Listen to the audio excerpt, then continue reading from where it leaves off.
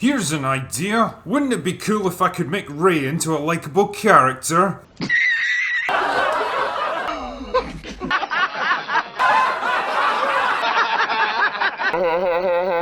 Yeah, I'm gonna have to fucking go some to make this one work, but never let it be said that the drinker shies away from a challenge. So join me as I apply what's left of my creative skill to the most broken of broken characters in cinema history, Ray Skywalker. No, wait, Ray Palpatine.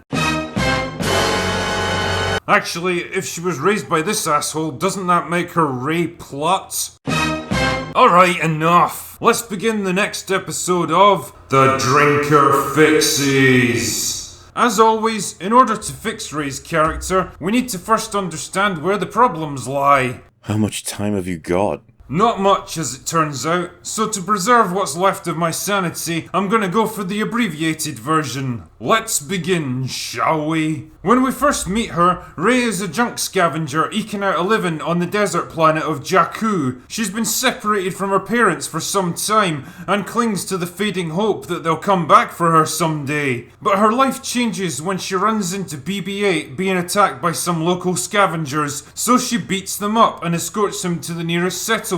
Then she gets attacked by more people and beats them up. That's when she runs into Finn and beats him up. Then the three of them are forced to flee in the Millennium Falcon, which was conveniently sitting around unguarded and unsecured. Wow, that was lucky, wasn't it? Like, there's literally nothing to stop some random asshole walking up and taking off with this thing. No security code, no biometric scanner, no key system, not even a fucking padlock. Anyway, whatever. Then they run into Han Solo and Chewie, and after some shenanigans with giant alien testicle meatballs, they end up on another planet where they meet the walking exposition machine that is Maz Kanata. Maz tells Ray that she's wasting her time waiting for her parents and that her future lies elsewhere, and Ray just automatically believes her. Like, how the hell do you know, you fucking dried up Satsuma? And how does Ray not have any actual memories of her parents anyway? I mean, she looks to be about 8 or 9 years old in this flashback, so it's not like she was a little baby that doesn't understand what was happening. Wouldn't she remember who they are, what they look like, and the circumstances behind their departure? I can still remember a fuck ton of stuff from when I was 9 years old, and I've got alcohol-induced brain damage. Anyway, Ray gets sad and runs away, and gets captured by Kylo Ren, who takes her to Starkiller Base for interrogation. Wait, why is he taking her to the super secret Death Planet thing, when he could just as easily interrogate her on one of the thousands of ships in the First Order fleet? Don't they have interrogation cells too? Oh yeah, it's so the rest of the plot can happen. Fuck off, film. Anyway, the others launch a rescue mission to get her back, but Ray is like, nah, it'll be fine. And then she rescues herself. You go, girl! Then Han Solo walks into a lightsaber and Rey has a fight with Kylo Ren and beats him up. Then she leaves to teach Luke Skywalker how to do better, and the movie ends. I'll take it from here, drinker. Fuck off, film! Couldn't have said it better myself. Now, assessing Rey's character is kind of a difficult proposition because she basically doesn't have one. See, under normal circumstances, a protagonist is made up of 4 basic elements, like building blocks. 1. Motivation. What goal do they want to achieve and why? 2. Adversity. What challenges do they face along the way? 3. Strengths. What are they good at? Where do they excel? Number 4. Weaknesses. What are they bad at? What flaws hold them back? The first 2 describe what a character does and why. The second 2 describe who they are as a person, i.e. how they do things. Now, a well-written character will involve a complex interplay between all 4 of these elements, which is what drives development. This process of developing from who they are at the beginning of the story into who they become by the end is known as a character arc. The problem with Rey is that she lacks at least 2 of these foundational elements right off the bat. First of all, weaknesses. She has none. When it comes to skills and abilities, Rey can do basically anything the plot needs her to do in any situation, including but not limited to...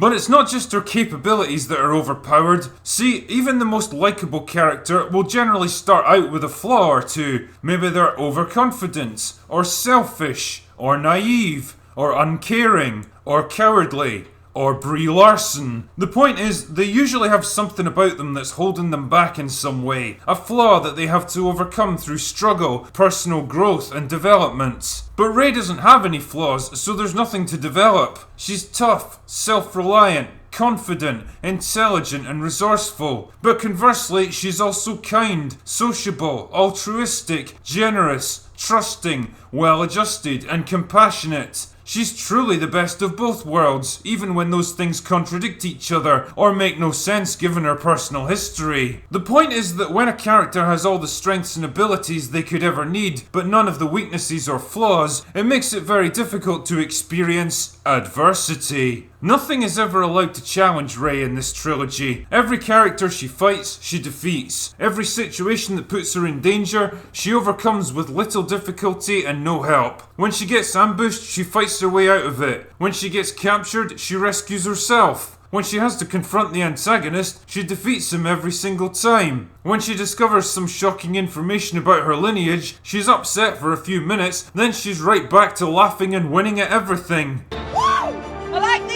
Now, I could speculate more about the creative reasons behind this, but I think we all know why she was made this way. So we've already established that Rey lacks weaknesses, and as a result, she doesn't experience adversity. And as for strengths, well... But what about motivation? What does Rey really want from her life? What's her goal? Well, I guess her general motivation is to be reunited with her parents. She's been hanging around Jakku for at least a decade waiting for them. What the fuck do you think happened to them, Rey? Did their watches stop? Do you really think they'll return after 10 years? Fuck off, film. The point here is that her goal is to basically stay right where she is and hope that they come back someday. Wow, how inspiring. But she keeps making decisions that conflict with this goal. She helps BB-8, she helps Finn, she joins Han Solo, she gets captured by Kylo Ren. Each person she meets carries her further from her home. She's not actively pursuing a goal at all, she's just being carried along by the plot, going where other people take her. She's even told at one point that her parents aren't important and she should forget about them. Then in the second movie, she's told again that her parents were nobodies and that they're not important. Now, much as I hate TLJ, at least the first two films delivered a consistent message that it doesn't matter where you come from, what matters is who you choose to be. Then Rise of Skywalker shat the bed and decided that lineage was important after all, because basically there was nothing else left to work with at that point. And as for this moment, Rey Skywalker. I don't even know what to say. The point I'm making here is that not only does Rey lack a consistent motivation to strive towards, but her storyline becomes a tug of war between two different writers, each with conflicting ideas and creative visions, and the result is a fucking mess that makes no sense. So there we have it. Out of the 4 foundational elements that are required for a character, 2 of them are missing entirely in Rey's case, and 1 is so muddled and compromised that it's basically irrelevant. And just like a building, destroy the foundation and the rest of the structure will quickly fall apart. That's the problem with Rey, so how do we fix it? Well, let's begin with her situation. We know that Rey's been abandoned by her parents and forced to survive alone most of her life, scavenging for junk on a remote planet at the ass end of nowhere. Now, believe it or not, that's actually not a bad setup for your main character. It allows you to establish Rey as a tough, resourceful individual that's used to going it alone. It would make sense that she's able to defend herself when necessary, that she has a certain level of technical knowledge, and that she's generally used to looking after herself. Those are good strengths, but what about weaknesses? What would be the negative aspects of living a life like this? Well, surviving in a harsh and unforgiving environment and having to compete against other people for limited resources would probably mold you into a hard, dangerous, selfish kind of person. One that doesn't trust other people easily, doesn't open up to them, and is generally used to looking out for number one. The sort that might even be willing to screw people over to save their own arse. That actually provides us the basis for a strong but realistically flawed character. Someone who can handle themselves in a tough spot, but finds it difficult to trust others and work as part of a group. Smart and resourceful, but selfish and unpredictable. And kind of ignorant about the wider world. Which brings us along to motivation. What does this new version of Rey actually want? Well, we know she wants to find her parents again, and she probably doesn't want to spend the rest of her life on fucking Jakku, so let's go with that. Instead of hanging around hoping that they'll show up again, how about trying to find a way off-world so that she can search for them? Maybe she's been slowly saving up enough credit to book passage out of there. That makes sense, and it gives her a viable goal to work towards. So, how about this? Finn and Poe escape from the First Order, just like in the original movie. Their ship crash lands in the desert, but instead of Poe mysteriously vanishing for most of the film, only to reappear later with the most bullshit of bullshit excuses, this time both of them survive the crash. Now they have an objective of their own: find BB-8 and get the fuck off the planet before the First Order catch them. Meanwhile, Rey sees their ship crash in the distance and heads out to investigate. That's when she intercepts BB-8 and realizes that she can sell him, so she pretends to help him so she can get him to the nearest outpost and trade him in for hard cash. Finn and Poe, meanwhile, are hiking through the desert towards the same outpost, having seen it from the air as they crashed, and figuring that BB-8 would head there too. This would be a good opportunity for a character moment, giving us a chance to get to know both men a little better. Maybe Finn could tell us more about how he was conscripted into the First Order, how they operate and why he defected. He can even drop little hints about a top secret super weapon that they've been working on. You know, foreshadowing and all that. Poe, on the other hand, could tell us a bit about the state of the galaxy, why the Republic hasn't done anything to stop the First Order until now, why Leia is leading the Resistance to oppose them, and generally what the fuck's been happening for the past 30 years. The kind of world building that this trilogy desperately needs. Either way, both men run into trouble that night when they get ambushed by scavengers, resulting in a firefight that forces them to split up. Finn, being a trained fighter and seeing himself as expendable, volunteers to hold them off while Poe escapes. Meanwhile, Rey, who's been following their trail, hears the sounds of battle nearby. She wants nothing to do with it, but BB-8 hears Poe's voice and rushes straight in, forcing her to intervene. Finn has made a brave stand, but the odds are against him. He's about to be gunned down when Rey shows up and takes out his attackers, thus saving his life. But instead of helping him, she demands to know who he is and what the hell he's doing here. When Finn spots BB-8, he realizes this is the droid they're looking for, but naturally BB-8 doesn't recognize him, which causes Rey to threaten him. It's only when Poe shows up that BB-8 reunites with him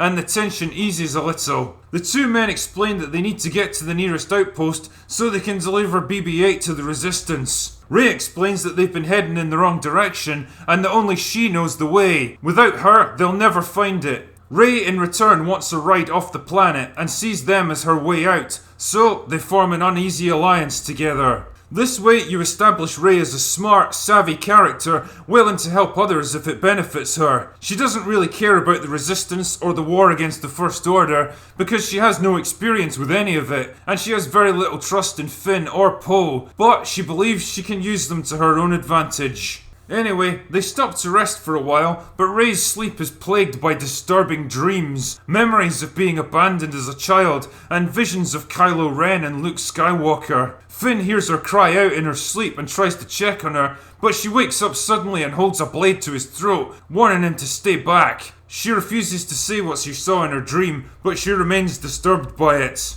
The next morning, they make it to the outpost and try to find a ship out of there, only to run into the First Order, who try to capture them. This forces them to hijack a ship that isn't the fucking Millennium Falcon and make a run for it, with Poe taking control. You know, the guy whose main skill is being an amazing pilot. Finn, meanwhile, operates the guns until they get damaged by enemy fire, while Rey uses her knowledge of crashed TIE fighters to exploit a weakness in the enemy ships, destroying the last of them and allowing them to escape. This way, you get to show the three of them being forced to work as a team for the first time, using relevant skills that make sense for each character. Poe, the hotshot pilot, Finn, the reluctant soldier, and Rey, the scrappy but resourceful scavenger, instead of Rey just being able to do everything, thus rendering everyone else irrelevant. Wouldn't that be a crazy concept? Anyway, they need to get to the Resistance, but their ship's hyperdrive and communications were damaged in the battle. Rey manages to patch it up temporarily, but they can only manage a short jump.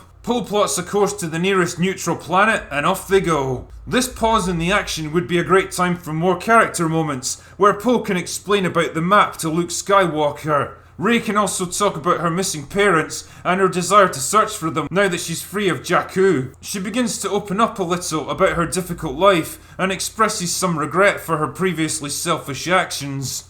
Arriving at the nearest planet, they land at a spaceport where Poe puts out a transmission requesting help from the Resistance. Finn wants to leave and get as far from the oncoming war as possible, warning the others about Starkiller Base, and he even offers to take Rey with him and help find her parents. Poe, on the other hand, asks her to stay with him, saying that there's more at stake now than just their lives. Conflicted about what to do, Rey goes off alone to consider her next move. That's when Starkiller Base opens fire on the Republic homeworld. Rey and the others watch the destruction unfold, and Finn tells Poe that this is why they need to flee the First Order. Unfortunately, their presence here hasn't gone unnoticed, and soon Kylo Ren arrives with the First Order to attack the spaceport. In the fighting, Finn gets captured and Rey's too late to stop him from being dragged away. Sensing the presence of another Force user, Kylo Ren goes after her and very nearly captures her too. He even tries to probe her mind with the Force, which Rey barely manages to resist. She's about to be discovered when the First Order suddenly come under attack by rebel ships, led by the Millennium Falcon. This forces them to retreat.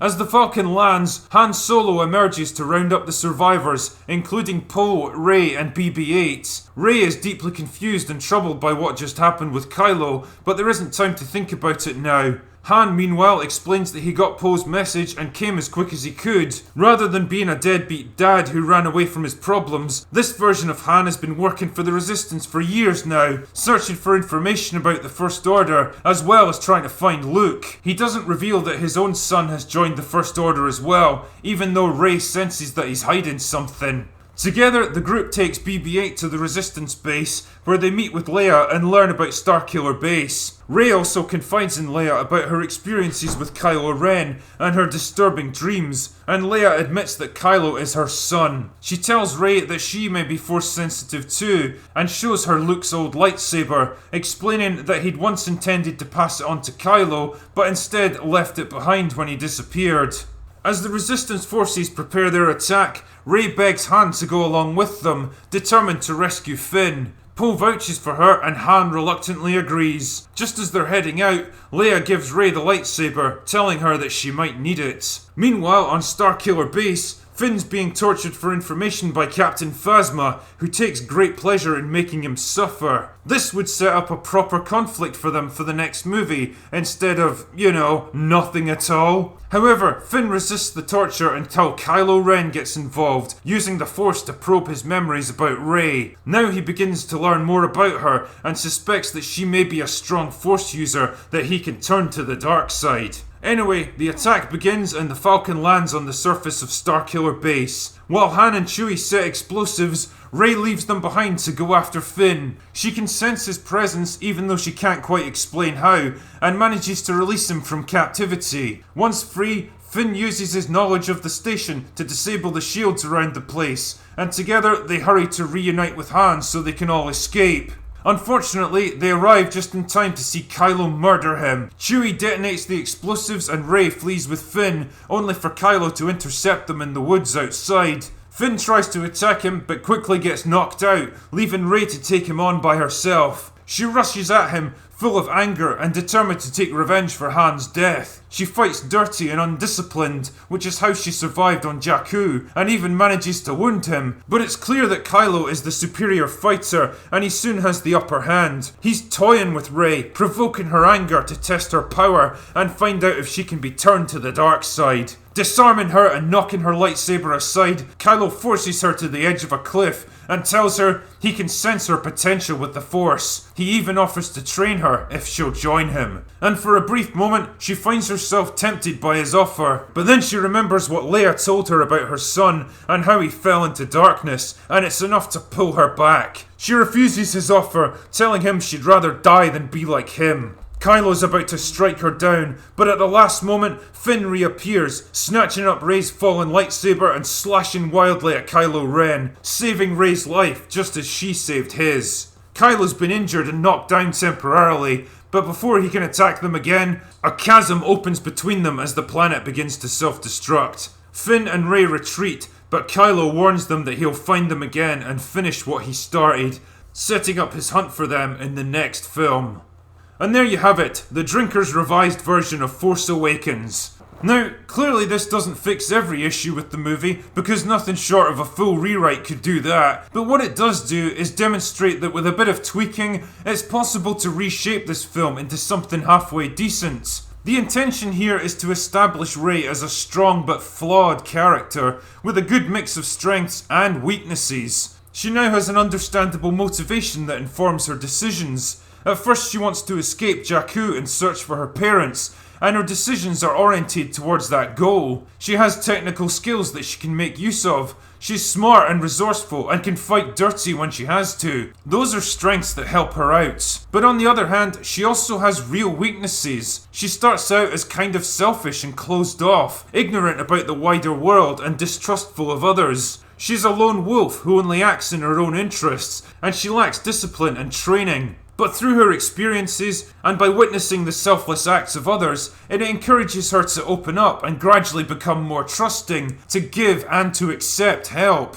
and eventually to risk her life for others. By the end of the movie, she's become invested in the Resistance and genuinely cares about her companions, who she now considers friends. This new script also allows Rey to use skills and abilities that are appropriate and unique to her, without turning her into a fucking superhuman that can do literally everything. And because the story isn't exclusively focused on making Rey look amazing in every situation, other characters are actually given a chance to shine. All three are given time to interact and get to know each other, to face challenges together, even help each other out. In the process, they form a friendship that feels real and believable. Poe gets more screen time, becoming a driven and idealistic resistance fighter, determined to stop the First Order and willing to do whatever it takes to complete his mission. Finn, on the other hand, is a reluctant warrior, good at what he does, but well aware of the impossible odds they're facing. He doesn't want to fight, but he'll do it when he has to, and he demonstrates a consistent willingness to risk his own life to protect others. This in turn inspires Rey to help the Resistance, and it even allows him to come in at the finale to save her from Kylo Ren. On that subject,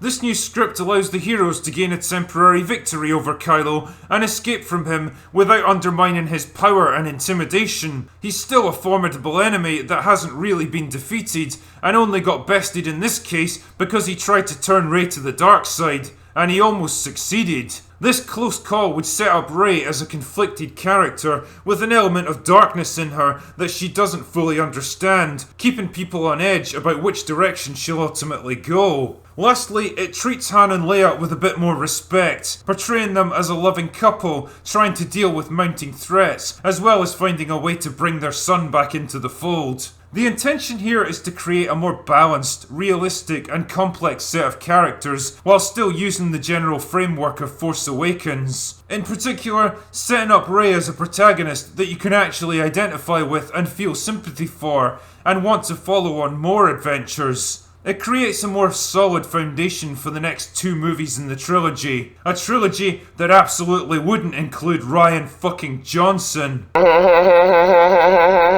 Anyway, that's all I've got for today.